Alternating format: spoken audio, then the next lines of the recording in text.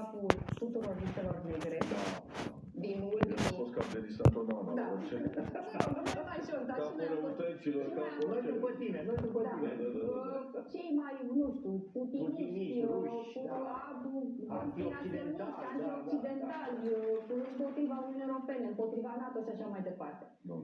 Mi-a trimis, nici vorbă de așa ceva, bineînțeles. Mi-a trimis H.D. Hartman în această după-amiază discursul pe care aseară Donald Trump l-a avut în legătură cu libertatea de exprimare și de aici vreau să începem discuția noastră, pentru că pare cumva, zice H.D. Hartman, că va rămâne un discurs revoluționar și istoric, care sperăm noi va schimba în totalitate abordarea. Și de aici aș vrea să pornim discuția noastră. Haideți să-l vedem împreună ce a anunțat Donald Trump că va face imediat după ce se va instala era să zic la patul Cotroceni. Haideți să vedem. If we don't have free speech, then we just don't have a free country. It's as simple as that.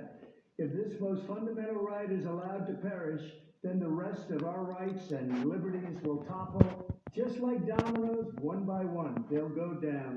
That's why today I'm announcing my plan to shatter the left-wing censorship regime and to reclaim the right to free speech for all Americans.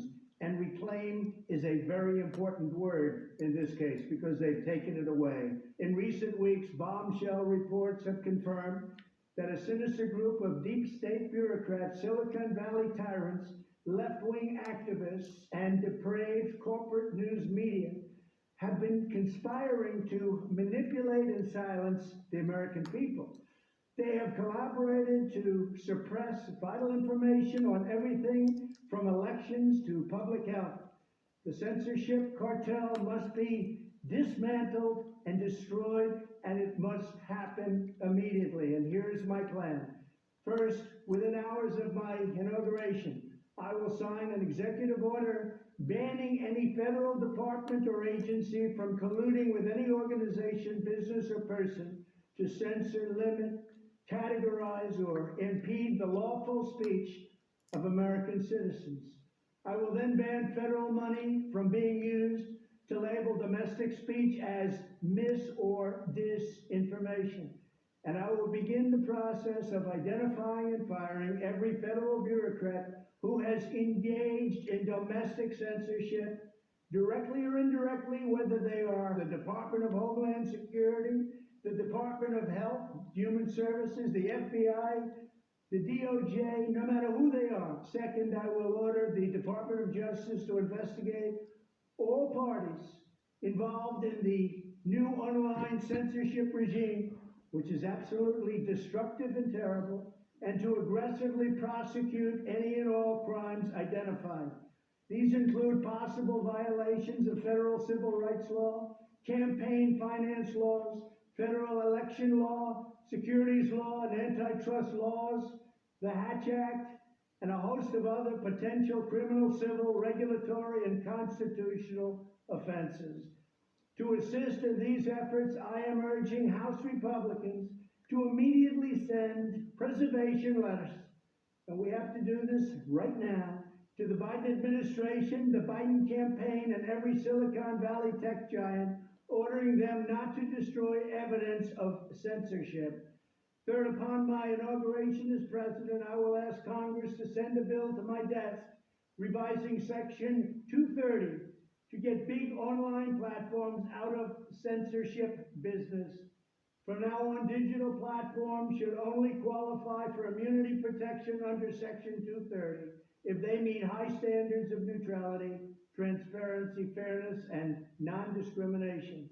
We should require these platforms to increase their efforts to take down unlawful content such as child exploitation and promoting terrorism while dramatically curtailing their power to arbitrarily restrict lawful speech.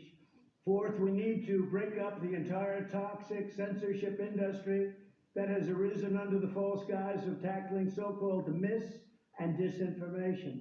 The federal government should immediately stop funding all nonprofits and academic programs that support this authoritarian project.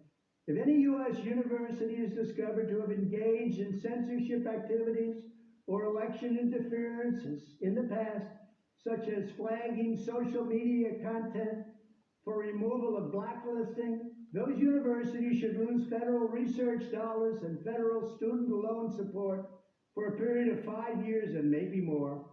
We should also enact new laws laying out clear criminal penalties for federal bureaucrats who partner with private entities to do an end run around the Constitution and deprive Americans of their First, Fourth, and Fifth Amendment rights. In other words, deprive them of their vote. And once you lose those elections, and once you lose your borders like we have, you no longer have a country. Furthermore, to confront the problems of major platforms being infiltrated by legions of former deep staters and intelligence officials, there should be a 7-year cooling off period before any employee of the FBI, CIA, NSA, DNI, DHS, or DOD is allowed to take a job at a company possessing vast quantities of U.S. user data. Fifth, the time has finally come for Congress to pass a digital Bill of Rights. This should include a right to digital due process. In other words, government officials should need a court order to take down online content, not send information requests such as the FBI was sending to Twitter.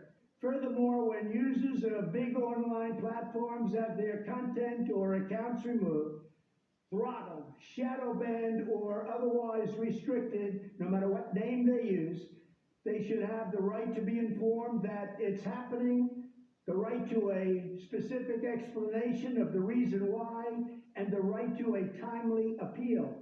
In addition, all users over the age of 18 should have the right to opt out of content moderation and curation entirely and receive an unmanipulated stream of information if they so choose. The fight for free speech is a matter of victory or death for America and for the survival of Western civilization itself. When I'm president, this whole rotten system of censorship and information control will be ripped out of the system at large. There won't be anything left. By restoring free speech, we'll begin to reclaim our democracy and save our nation. Thank you, and God bless America.